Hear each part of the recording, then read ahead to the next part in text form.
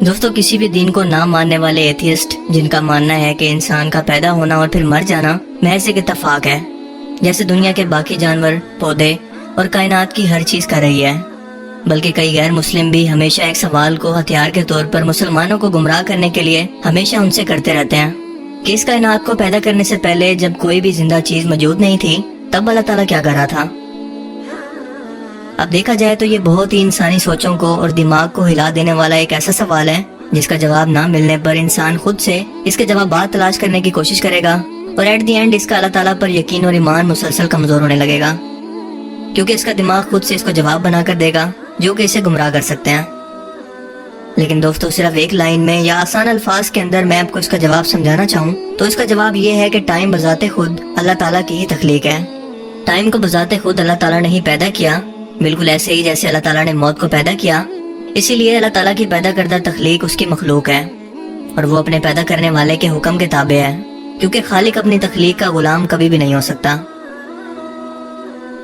اس کے علاوہ مزید ٹائم کو سمجھنے کے لیے ہمیں سب سے پہلے اس کی نیچر کو سمجھنا ہوگا۔ ہماری دنیا میں عام طور پر دکھنے کے اندر تو یہی لگتا ہے کہ وقت ہر ایک کے لیے، یعنی کہ دنیا کے ہر انسان کے لیے اور اس پوری کائنات کے لیے بالکل ایک طرح سے گزر رہا ہے، لیکن آج کی سائنس یہ کہتی ہے کہ ایسا بالکل نہیں ہے، بلکہ ٹائم ریلیٹیو ہے، یعنی کہ یہ دو لوگوں کے لیے بالکل الگ الگ طرح سے کام کرتا ہے۔ آئنسٹائن کی تھیوری آف ریلیٹیوٹی کے مطابق ٹائم اور اسپیس کے اندر ایک ریلیشن موجود ہے، کیونکہ اسپیس میں جانے پر وقت بالکل مختلف طریقے سے بیہیو کرتا ہے۔ مثال کے طور پر آج میں ایک جگہ پر جانے کے لیے سفر کا ارادہ کرتا ہوں جہاں تک پہنچنے میں مجھے 1 گھنٹے کا وقت لگتا ہے، لیکن اگر اسی سفر کو میں ایک سائیکل پر بیٹھ کر طے کرنے کی کوشش کروں تو اس میں مجھے 30 منٹ لگیں گے۔ اسی طرح سے اگر یہ سفر دنیا کی سب سے تیز رفتار گاڑی کے اندر کیا جائے تو وقت میرے لیے مزید آہستہ ہو جائے گا، یعنی کہ میں یہ سفر بہت جلدی طے کر لوں گا۔ اسی طرح سے اگر میں یہ سفر جہاز پر کروں تو میرے لیے ٹائم اور کم ہو جائے گا، اور یہی سیکوینس اگر میں برقرار رکھوں تو دنیا کی سب سے تیز رفتار یعنی سپیڈ آف لائٹ سے سفر کروں تو میرے لیے وقت مکمل طور پر بالکل رک جائے گا۔ یعنی کہ وقت یا ٹائم بالکل ریلیٹیو ہے اور آپ کی حرکت پر یا آپ کی موومنٹ پر ڈیپینڈ کرتا ہے۔ بالکل اسی طرح سے اگر میری سپیڈ آف لائٹ سے بھی زیادہ بڑھ جائے تو میرے لیے وقت بالکل ایگزسٹ ہی نہیں کرے گا۔ یعنی کہ اس کا مطلب یہ ہے کہ اگر آپ خود کو وقت سے آزاد کرنا چاہتے ہیں تو آپ کو سپیڈ آف لائٹ سے بھی زیادہ حرکت کرنی پڑے گی۔ اتنی تیز رفتاری سے حرکت کرنا انسانوں کے بس کی تو بات نہیں ہے، لیکن اللہ تعالیٰ کی ذات اس پر قادر ہے، کیونکہ یہ وہ واحد ذات ہے جس پر وقت اپلائی ہی نہیں ہوتا۔ سورہ الانعام آیت 62 کے اندر اللہ پاک فرماتے ہیں کہ پھر پھیرے جانے ہیں اپنے سچے مولا اللہ کی طرف، سنتا ہے اسی کا حکم ہے اور وہ سب سے جلد حساب کرنے والا ہے۔ اس آیت مبارکہ کے اندر لفظ سب سے جلد کا استعمال کیا گیا ہے، یعنی کہ سب سے تیز رفتار کا، جو کہ پوری کائنات کے اندر ایگزسٹ کرتی ہے۔ سو اللہ تعالیٰ کے لیے ٹائم یا وقت بالکل زیرو ہے، اور وہ رفتار میں بالکل ایبسلیوٹ ہے۔ اس ذات کے لیے نہ تو وقت موجود ہے اور نہ ہی اس کے لیے وقت گزر رہا ہے، کیونکہ وقت خود ہی اللہ تعالیٰ کی تخلیق ہے جس پر اسے مکمل کنٹرول ہے۔ ہم صرف انسان وقت کو محسوس کرتے ہیں کیونکہ وقت نے ہمیں محدود کر دیا ہے، اور اگر ایسا نہ ہو تو کوئی بھی انسان کبھی نہ مرتا، نہ اس کی عمر گزرتی۔ تو پھر سوال یہ ہے کہ انسان اپنے اعمال کا حساب بھلا کب اور کیسے دیتا؟ اسی لیے شروع سے لے کر آخر تک کے، یعنی ازل سے لے کر ابد تک کے الفاظ صرف وقت کے لیے استعمال ہوتے ہیں، اور اللہ تعالیٰ کی ذات کا نہ تو کوئی آغاز ہے اور نہ ہی اختتام، کیونکہ آغاز اور اختتام تو ایسی چیز کا ہوتا ہے جس کے لیے وقت موجود ہو۔ سو لاجیکلی یہ سوال ہی غلط ہو جاتا ہے کہ اللہ تعالیٰ اس کائنات کو پیدا کرنے سے پہلے کیا کر رہا تھا۔ جب ہم وقت کو گزرتا ہوا محسوس کر رہے ہیں، اس کا مطلب ہے کہ ہم پاسٹ سے پریزنٹ اور پھر فیوچر میں جا رہے ہیں۔ اگر ہر ایک موومنٹ کو ایک تصویر کی صورت میں ایک سیریز کے اندر جوڑا جائے تو وہ ایک موومنٹ یا ویڈیو کلپ بنتا ہے۔ جیسا کہ ہم انسان زمین پر تصویروں کو جوڑ کر انہیں ہر سیکنڈ کے اندر 30 یا 60 مرتبہ دکھا کر اسے ایک ویڈیو کے اندر بدل دیتے ہیں، اسی طرح زمین کا ہر لمحہ اور پوری کائنات میں گزرنے والا ہر لمحہ اس پوری کائنات کے آغاز سے ہی شروع ہوا۔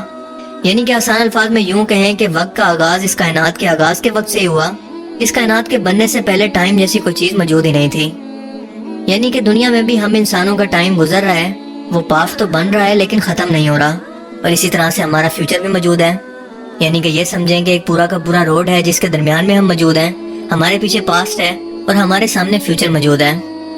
یعنی کہ ہم وقت کی طرف سے قید میں ہیں کہ اس روڈ پر گزرتے ہوئے ہم صرف سیدھا آگے کی طرف ہی حرکت کریں گے، پیچھے نہیں جا سکتے۔ لیکن ایک ایسی ذات کے بارے میں سوچیں جس پر وقت بالکل اپلائی نہیں ہوتا، اور وہ ہمیں اس روڈ کے اوپر سے دیکھ رہا ہے. اس کی پہنچ ہمارے پاس پر بھی ہے اور فیوچر پر بھی. اس کے سامنے ہمارا سب کچھ موجود ہے، کیونکہ اس ذات کے لیے وقت موجود ہی نہیں ہے اور نہ ہی ایگزسٹ کرتا ہے. اور یہی وجہ ہے کہ اللہ تعالیٰ ہمارے ماضی، ہمارے مستقبل اور ہمارے حال تینوں سے واقف ہیں. اب یقیناً بہت سارے لوگوں کے ذہن کے اندر یہ سوال پیدا ہو سکتا ہے کہ اگر اللہ تعالیٰ کی ذات کے لیے وقت موجود ہی نہیں ہے تو پھر اللہ تعالیٰ نے قرآن پاک میں کئی جگہوں پر وقت کا ذکر سالوں یا دنوں کے اندر کیوں کیا ہے؟ مثال کے طور پر اللہ تعالیٰ نے اس کائنات کے پیدا کرنے کے بارے میں فرمایا کہ اللہ تعالیٰ نے زمین اور آسمان کو 6 دن کے اندر پیدا کیا. اس کا جواب یہ ہے کہ یہ صرف ہم انسانوں کو ہماری عقل کے مطابق سمجھانے کے لیے ہے، کیونکہ ہمارے لیے زمین پر وقت گزر رہا ہے. اس لیے مثال کے طور پر سورہ فضلت کے اندر اللہ تعالیٰ نے زمین کے پیدا کرنے کے بارے میں 2 دن کا وقت بیان کیا ہے، مگر سورہ الاعراف کے اندر اس پوری کائنات کو پیدا کرنے کا وقت 6 دن کا بیان کیا ہے. اگر ان دونوں قرآنی آیات کو جوڑ کر دیکھیں تو پتہ چلتا ہے کہ زمین پوری کائنات سے 3 گنا زیادہ جوان ہے، یا پھر یوں کہیں کہ زمین ہماری اس پوری کائنات کے پیدا ہونے کے بعد 3 گنا زیادہ وقت گزرنے کے بعد پیدا ہوئی. اب اس آیت مبارکہ کے اندر اسپیسیفکلی زمین کی عمر کے بارے میں بیان کرنا بلا وجہ نہیں ہے، بلکہ ایک مصلحت کی وجہ سے ہے، کیونکہ حالیہ سائنسی تحقیقات ہمیں یہ بتاتی ہیں کہ ہماری پوری کائنات 13.5 بلین سال پہلے وجود میں آئی، لیکن ہماری زمین کو بنے ہوئے تقریباً 4.5 بلین سال ہی ہوئے ہیں. جب ہمارا سولر سسٹم اور زمین پتھروں اور دوسرے شہاب ثاقب کے ٹکراؤ کے بعد بننے لگے، آپ کو بتاتا چلوں کہ سائنٹسٹ اس سے پہلے یہ مانتے تھے کہ ہماری زمین تقریباً 30 ملین سال پرانی ہے، لیکن زمین کی اندرونی تہہ جسے ہم مینٹل کہتے ہیں، اس سے ملنے والے نمونوں کے جب ٹیسٹ کیے گئے تو ہمیں پتہ چلا کہ ہم انسان کس قدر غلط تھے، کیونکہ ہماری ارتھ کی ایکچوئل عمر تقریباً 4.5 بلین سال بنتی ہے.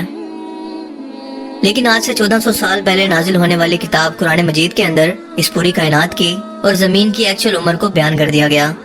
کہ ہماری یہ زمین اس پوری کائنات کی عمر سے 3 ٹائمز ینگر ہے، یعنی کہ اس پوری کائنات کا 3 گنا وقت گزرنے کے بعد بنی.